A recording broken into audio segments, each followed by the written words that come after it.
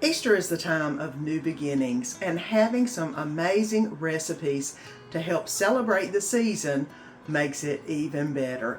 Hey friends, my name's Susan and welcome to my home. Today I have 6 of our family favorite recipes. Some really cute candies all the way to some amazing desserts. So let me get this ponytail up and let's get to making some amazing Easter recipes. And this video is in collab with Sammi from Managin the Maze and Valerie from Valerie Hargett. And I will list their channels and the playlist down below, along with the other channels of all of the creators that are in this collaboration. We've got some amazing people. You have got to watch that playlist. You will get some amazing ideas. So come on, let's get to cooking. And we're going to do a quick little Easter candy. It's called bunny bark. And all you need are some chocolate bars. I've got dark chocolate, I've got vanilla white chocolate, and I've got some milk chocolate. I also have some decorations for the top. I've got some bunny rabbits and some carrots. I've got some sprinkle fetty, which has bunnies and stuff in it, little carrots and stuff. They're so cute.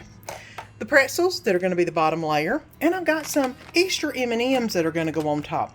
You could do this bunny bark however you want it, but I'm going to do it pretty simple, and I'm not going to make a huge batch. You can make a big old batch of it, but I'm just going to use it in my 9x13 right here and see how much we can make. So let's get to making some bunny bark. And I've got my oven, go ahead and preheating to 175, and I'm just going to put some parchment paper in the bottom of the 9x13, and then we can start adding all the stuff. First in are the pretzels. You want a complete layer of pretzels in the bottom of the pan. And try to make sure that all of your pretzels are in just a single layer on the bottom of the pan. And now I'm going to lay down the candy bars. This is just about big enough for each candy bar. So I'm going to do the milk chocolate, the white chocolate, and the dark chocolate. And I still have a little bit of room over to the side. I might put a little bit of white chocolate in there. Let me see if I can break this up. Now, I've got a bunch of different colors going on here. This is going to go into the oven at 175 for about 8 to 10 minutes is all it's going to need. So let's go ahead and get it in the oven. And here we go. I'm going to go ahead and kind of show you what they did that kind of made it look really neat. Is they just went back and forth with whatever they had and mixed all the colors up. And it does look really cool whenever it's all done. So let me go ahead and get this completely mixed up and then I'll bring you back. So I'm kind of liking that design right there. But it's time to put on a few other little embellishments to make it look even prettier. The first thing I'm going to layer on are some of these bunnies and the little carrots.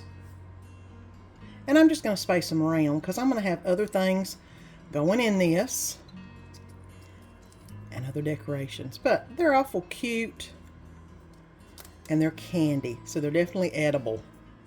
I like that. Next, I'm going to throw on a few Easter M&Ms. Those bright colors will make it look really colorful. And I'm just going to pop a few in here and there. And last of all is our sprinkles, the little sprinklies. I'm just going to put a few in it. There's all kinds of cute little stuff in this one, I tell you what. And I am just going to just drizzle it on till I get all the little sprinkles that I want on it. Like I said, you can put whatever you want, candy-wise or sprinkle-wise on yours. Just make it look all pretty and Eastery, which is what it's kind of looking like right now. Now here's what it looks like from this side. I have just decorated it up and got little Easter bunnies and Easter things all over it. You could put whatever you want on it. I did not want any gummies or anything like that. I wanted chocolate and candy and pretzels. and it looks like I did a pretty good job at it. Now the next thing you're going to do is put it in the refrigerator or the freezer and let this cool and harden up, and then you can break the bark apart and eat it. And here's what the bunny bark looks like straight out of the fridge. I make sure that I pressed all the bigger items into the chocolate while it was still warm, so it would adhere pretty well. So let's see if we can get this broken apart. And I don't know if you can see it very well, but it came out in a single big clump. So let's go ahead and get this torn to pieces. And I'm just basically going around and breaking off bits and putting them in the plate so we can enjoy the bunny bark. You can make them as big or as little as you like. I'm just going around and seeing how they break, where they break, so we each get a little bite of something. And then I'm probably going to put it back in the fridge to keep it nice and cold, because you know it's always good when it's cold. And here you go, bunny bark. We have a big plate full of it, and it has all different kind of edges and pieces, but it's so adorable. The chocolate and the pretzels are on the back, and that is amazing. Just make sure you put it in the fridge, Ziploc bag, and you can eat it for a while. And it does melt on your fingers, but that's okay. You can always lick it off. And that is bunny bark, and it's what's for Easter. And let's make some Easter magic cookie bars. Now this is just like the layer bars that you make at Christmas, but with the Easter twist. I have got a stick of butter melted, some chopped pecans, some sweetened condensed milk.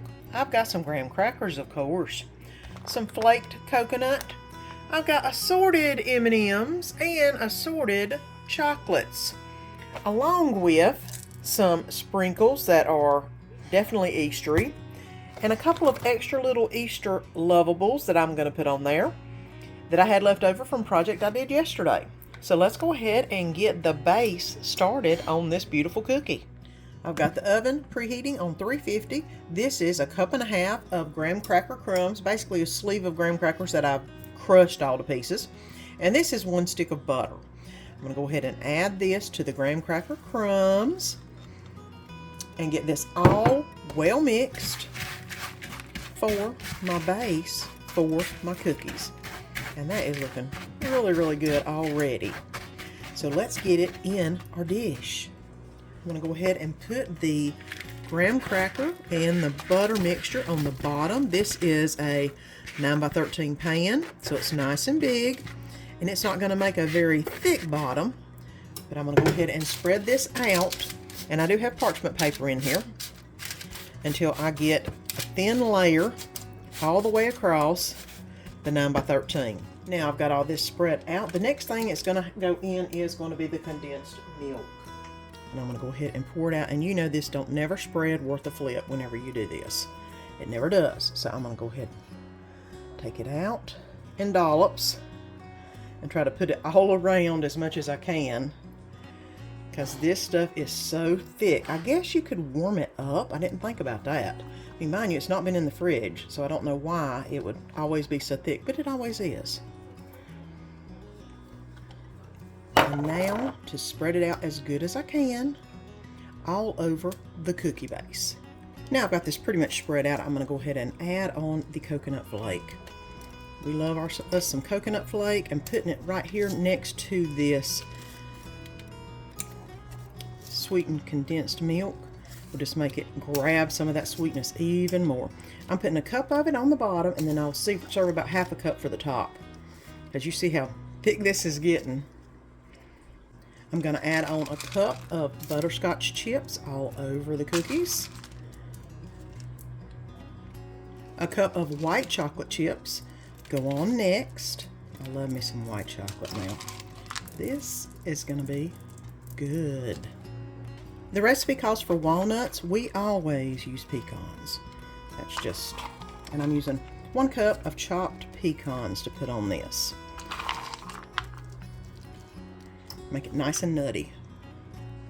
It calls for some pastel M&Ms, which I'm going to put a few. It just says to put a few on the top, which I am. I also have some, I believe, peanut M&Ms that I'm going to add too. And last but not least, I'm going to add a few Reese chips in with this. You know, I've got so much candy on this. Why not? The recipe doesn't call for it, but you know, we're making it the way we want to make it with the stuff that we like to eat on top of it. The oven has preheated to 350 already. Oops, there's one that went awry. I am going to go ahead and put this in the oven. It is going to cook for 25 minutes. And then we're going to add a few embellishments on the top. So let's get this in the oven for 25 minutes. And guys, they look so cute already. I'm debating on what I want to put on them. I think I'm going to put some more sprinkles on them, just because they're really cute sprinkles. And while this is still a little bit warm, I'm going to go ahead and put on some more coconut on the top so it looks kind of like snow on the cookies.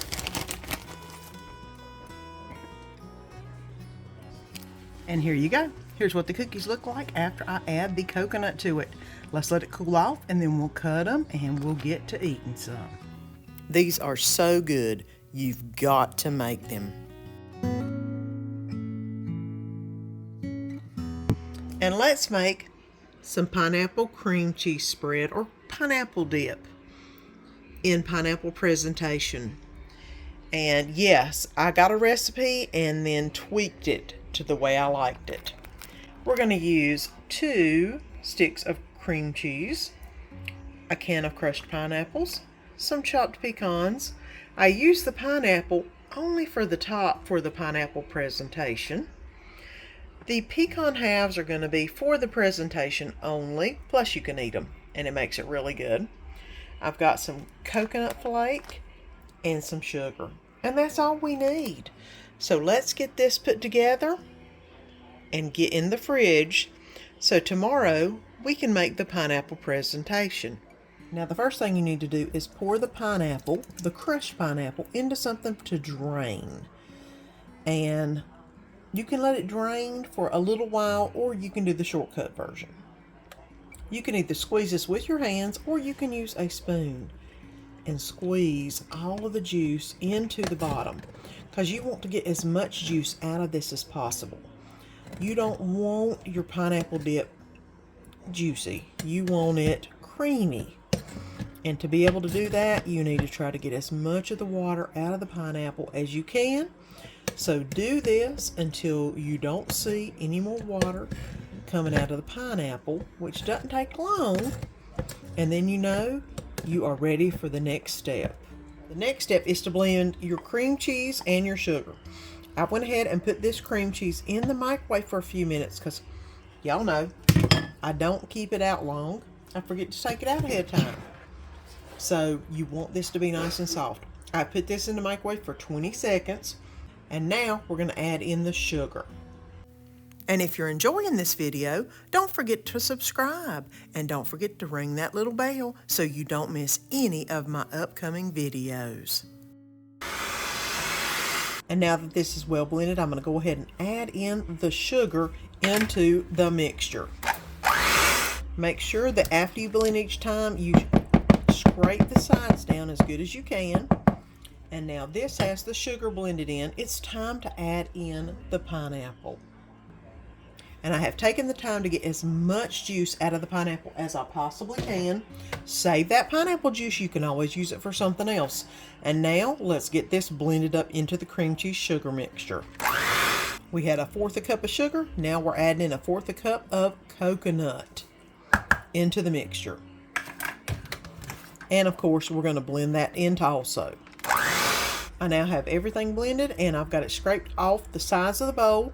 I'm going to go ahead and add in the 1/2 cup of chopped pecans. And this is the part you can't do with the mixer, excuse me. You got to do it with a spatula. You don't want to break up the pecans too tiny. You can add more if you want, just like you can the sugar or the pineapple or the coconut. It just depends on which way you like it. But this is usually a good amount I could probably put a few more in because it looks like it is a bit sparse in some areas, and I think I might. Now that is looking like an amazing pineapple dip. It is time to put it in a gallon Ziploc bag and put it in the refrigerator overnight. If you do not refrigerate it overnight, the coconut will not be very soft. You have got to let that coconut absorb some of the liquid that's in this dip. So whenever you make it for your guests, it will not be hard. It will be very tasty. And it's time to get this in a Ziploc bag.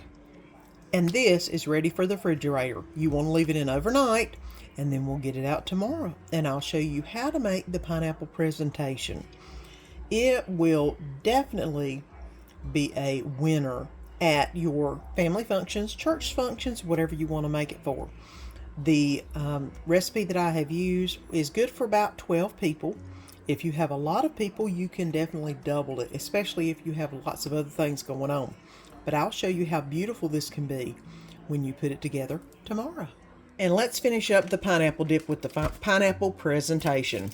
The one thing you will need is a pineapple with a nice looking top to it to make it look realistic, and some pecan halves. What you'll need to do is get your pineapple dip out of the fridge. I let it soften just a little bit, and then I get it onto the plate to mold into a pineapple. And a simple tip, put your Ziploc bag inside out and the pineapple dip will come out a whole lot easier. Now you want to mold this into kind of a pineapple shape, leaving lots on the top to put the top of the pineapple itself. I'm just basically looking at the pineapple and kind of making a pineapple-ish kind of shape so that the pineapple will look kind of like a real pineapple. And I think that looks pretty good. Let's get the pecans added. There are lots of different sizes of pecans in the bottom.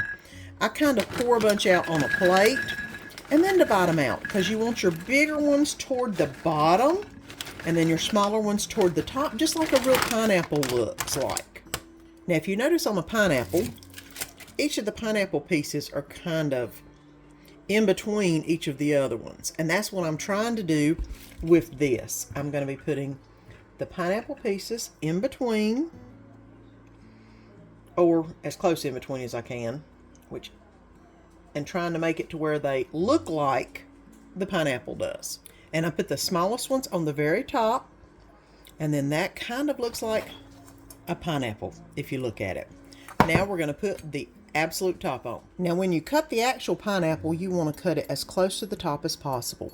You want as little of the pineapple and as much of the topping as you can get. I've got a really sharp knife here, and I just slip through it just like that, and then you have the perfect adornment for the top of your pineapple dip. Now whenever you put it on the dip, you do want to kind of pop it into the dip just a little bit so it looks more like an actual pineapple. And there you go. We've got a beautiful pineapple dip ready to be had. And the best crackers I like are these Club multi-grain crackers. This, guys, is so good. It looks so adorable. And then you start eating it and you're like, oh my gosh, yes. Look at that. That is pineapple dip in pineapple presentation. And here's the broccoli salad recipe that I use. 8 ounces sharp cheddar cheese. I'm going to use a half of a red onion chopped up.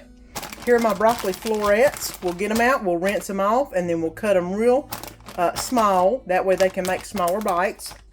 Right here is my bacon bits that I've got. These are actually craisins that I had in a container, and I need to use them first. And here's my distilled vinegar. So we are ready to make some broccoli salad. Let's get started. And after you rinse the broccoli florets, you want to let them drain really good. And then we're going to cut them up into smaller pieces because these are just too big. We need them tinier. What I normally do is get a pair of scissors and just chop them like that because you want them in small bite-sized pieces. And anything with the stem like that, I cut the stem off. And this is what takes the most time right here. I kid you not. This and chopping them onions that make me cry all the time. And I'm going to go through here and do all of these and cut them up small. And then the next step will be in adding in more of the ingredients. I just got through chopping the red onions and oh my Lord, did they make me cry. But first thing we're going to add in is the bacon bits. It calls for 1/4 cup. I'm actually adding 1/3 cup, but bacon is good. Not a problem with me with that. The next thing I'm going to add is the craisins. This is 1/2 cup of craisins, and I do love them, but that makes it really good. And I'm not going to put quite as much as almost 1/2 cup. And then I'm going to let that go in. The next thing is the finely shredded 8 ounces of sharp cheddar cheese. I did order the food line. They didn't have it, so they replaced it with sharp cheddar. And this is 8 ounces if I'm not mistaken. Yep, 8 ounces. Exactly the right amount. That's like a lot of cheese. Oh well, it'll be good. And 1 cup of Duke's mayonnaise.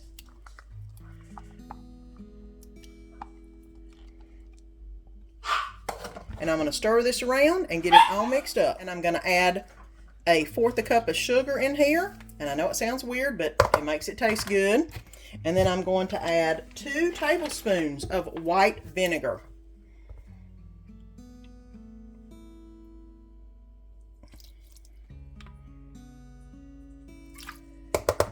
And I'm going to mix it up a little bit more and get that all combined. And I'm going to go ahead and put this broccoli salad into a gallon Ziploc bag because there is a secret to this. You need to put it in the refrigerator and let it sit there overnight. That way, all of the mayonnaise, all of the vinegar and sugar all melt together and make it amazing. It's kind of like a dressing that needs to stay on the salad overnight. And of course, the next day, I had to get me a bite of the broccoli salad. It is just so good. This is definitely a family favorite that I do all the time. And here is the recipe, World's Best Key Lime Pie. What you'll need is a 10-inch graham cracker pie crust, which is called the deep dish. You'll also need 1 can of sweetened condensed milk, which is 14 ounces. You will need 1/2 cup of key lime juice. Now this is Nellie and Joe's Key West lime juice. It is the best. You usually find it in the mixed drink aisle other than the lime juice area. But this is the best. This is what you use if you can find it. And the last thing is 16 ounces of original whipped topping. And you let it thaw a little bit because you want to be able to mix everything together and then put it in the crust. And that's all it is. You'll just mix it together in a large bowl. You'll refrigerate it for at least 1 hour before you're going to eat it. And it is so good. So let's get started. The first thing I'm going to do is put in the Cool Whip. The whipped topping, that is. And I do like to get all of the whipped topping out of the container. I've got all the Cool Whip out. I've mixed it around a little bit trying to get it to thaw out. And it's looking pretty good. I'm going to go ahead and add sweetened condensed milk. We add the whole can. Let me go ahead and stir this around until it's all nicely mixed together. And as you can see, the condensed milk is loosening it up a little bit, which is awesome. And I have tried using a whisk with this. It works okay. For some reason, the spatula seems to do a better job. I mean, mind you, it's all going to meld together anyway. And the last thing is 1/2 cup key lime juice. You want to shake it up, and like I said, Nellie and Joe's is the way to go. And 1/2 cup.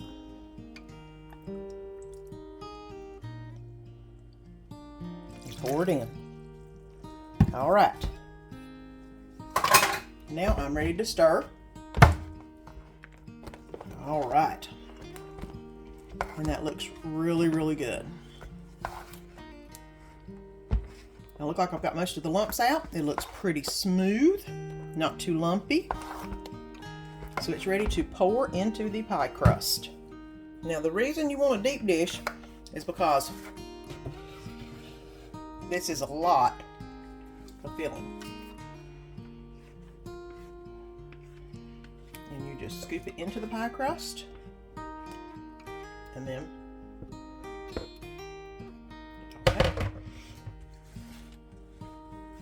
get it fanned out to the edges. Try to get it evened out. And that looks pretty dang good. Look at that. We'll turn this over, close the edges, and put it in the refrigerator for at least 1 hour. And this is the beautiful pie that you have whenever you get it out of the refrigerator. It is amazing. You have got to try it. And let's make some Oreo Yum Yum. We need some crushed Oreos and some butter for the crust, cream cheese, vanilla extract, milk, some sugar, and I believe that, and some more crushed Oreos for the creamy layer. And then of course for the chocolate pudding filling, we just need chocolate pudding and some cold milk. I think the whipped cream is actually for the middle layer. But let's go ahead and get all of this put together and into a bowl to make the Oreo Yum Yum. The first thing we're going to do is make the crust. I have got about 1.5 cups of finely crushed Oreo crumbs in here, which I just crushed them myself. And I've also got 3 tablespoons of butter that I have melted in the microwave. Go ahead and get all that butter out of there. And then I'm going to mix this up until all of this gets nice and moist. And this is going to be our crust in the Oreo Yum Yum. Now I've got all of this mixed up. I'm going to go ahead and add this into our dish. And then you can use your hands if you want to. I'm just going to use this spoon and see if I can get it done. You just want a thin layer, which I'm going to have to use my hands. It ain't working right. I just want a thin layer of the crumbs in the bottom. And I've got all of this pretty much mushed in the bottom. It's a pretty good layer. It has little openings, but that'll be fine. It doesn't have to be perfect. And now I'm going to make the middle layer. And I'm going to use the electric mixer. I'm going to go ahead and put in the 8 ounces of cream cheese that I have let soften. And the 1/2 cup sugar. And I'm going to go ahead and use the electric blender to blend this up until it is smooth. And now I've got that blended well together. I'm going to go ahead and blend up the whipped cream mixture. And now this is going to have the 2 cups of whipped cream, or 16 ounces, which it is thick. I have 2 cups of whipped cream. I am also going to put in 3 tablespoons of sugar and a 1/2 teaspoon of vanilla extract. And I'm going to go ahead and whip this until it forms stiff peaks. And now it's looking pretty good. Look at that. Oh yeah. That's pretty good. I think I'm ready to make the rest of it. And now I'm going to mix together the cream cheese and the whipped cream. All right. And I'm just going to fold it and mix it together until it all seamlessly mixes. And it does say to hand mix this, so that's exactly what I did. And I'm going to go ahead and add in the 8 Oreo cookies that I crushed earlier. It's not thin Oreos, but 8 that I've crushed, and they're decent size. Now I'm going to go ahead and stir this around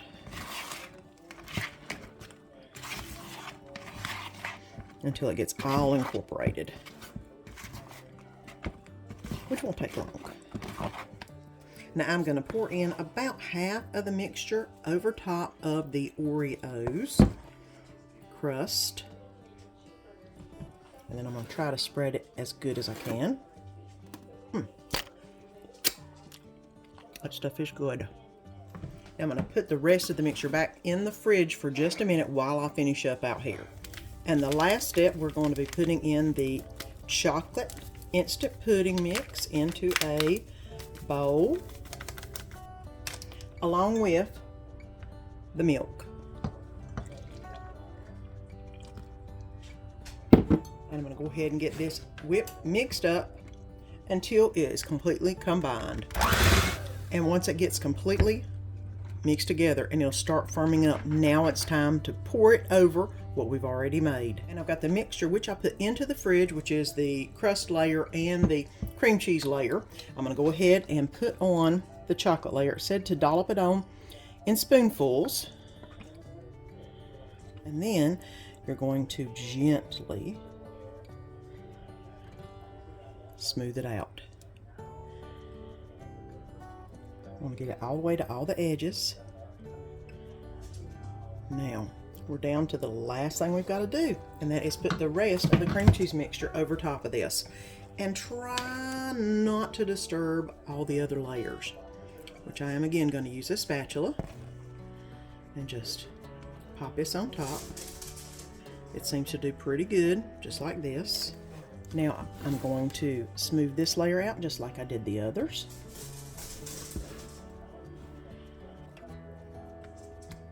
Now, the last bit is to put some of the Oreo cookies on top for garnish, basically.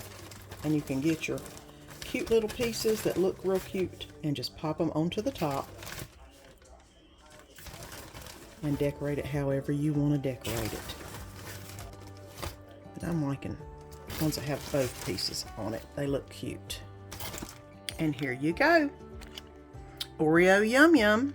And it is so good. I don't know if you can see all those layers, but look at that goodness. Oh, that is gonna be awesome when we cut it into it. All right, and here is the Oreo Yum Yum. I left it in the fridge overnight to let it nice and solidify. And now it's time to put some on the plate.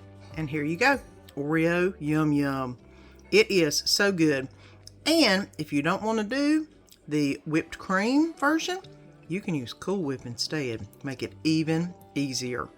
So let's get to having some Oreo Yum Yum dessert. I told you, lots of great inspiration on this playlist. You have got to check them all out. And if you haven't already, press that little button down below and subscribe so you don't miss any of the good food and fun, and ring that bell so you make sure that you get notification every time I put a video up. And don't forget to leave me a comment. I love to hear where you're from or what you're going to be making for Easter. Until next time, see you then.